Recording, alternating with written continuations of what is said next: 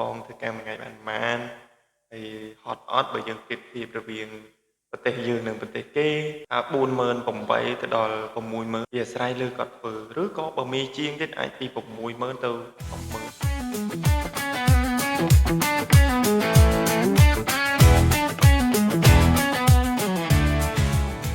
រៀបសួរខ្ញុំលេងដដែលហើយថ្ងៃនេះខ្ញុំចង់ចែករំលែកទៅដល់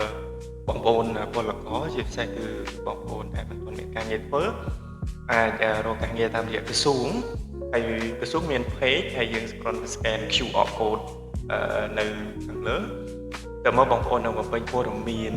ខ្លះមួយចំនួនអញ្ចឹងខ្ញុំនឹងចង់ប្រាប់បងប្អូនព័ត៌មានតើមកយើង scan QR code ហើយយើងទៅ Telegram តើមកយើងបើកកន្លែងចុចកម្មវិធីនៅខាងឆ្វេងហើយរងចាំមកសុខវាចេញឲ្យប្រភេទការងារអញ្ចឹងយើងជ្រើសរើសថាយើងចង់រើសការងារគេតើមកយើងជ្រើសរើសអញ្ចឹងខ្ញុំសូមជ្រើសរើសប្រភេទ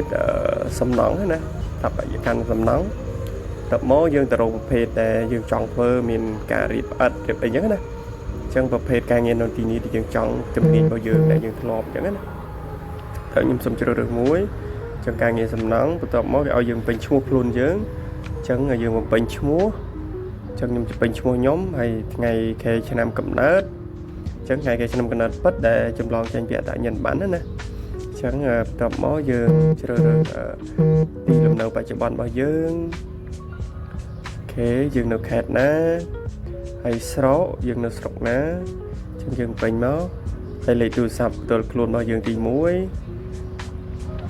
បាទសម័យខ្លួនលេខសម័យខ្លួនឬក៏លេខបងប្អូនឬក៏លេខប្រពន្ធលេខម្ដាយអីចឹងទៅក៏បានដែរនេះលេខសម្រាប់បណ្ដោះអាសន្នគេតាក់ទងហើយមានលេខបណ្ដោះអាសន្នទី1លេខបណ្ដោះអាសន្នទី2មានន័យថាអត់មានទេយើងអត់ចូលមានទេអ្នកផ្សេងចូលអីចឹងណាអញ្ចឹងសុំពេញលេខពិតទៅបាទកម្រិតវប្បធម៌យើងចប់ទីម៉ានបាទហើយទីកន្លែងដែលយើងចង់ទៅធ្វើការនៅណាទី1ទៅមកទី2យើងចង់ធ្វើនៅណាហើយគិតរំពឹងប្រាក់ខែយើងប្រហែលហើយបើបន្ទាប់មកយើងមានផ្សេងទេយើងហើយនេះកន្លែងនេះ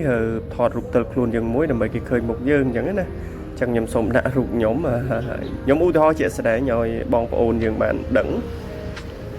នេះហើយខាងក្រោមនេះគឺជាអត្តសញ្ញាណប័ណ្ណឬក៏ passport បន្ទាប់មកយើងចុចឯកភាពចុច submit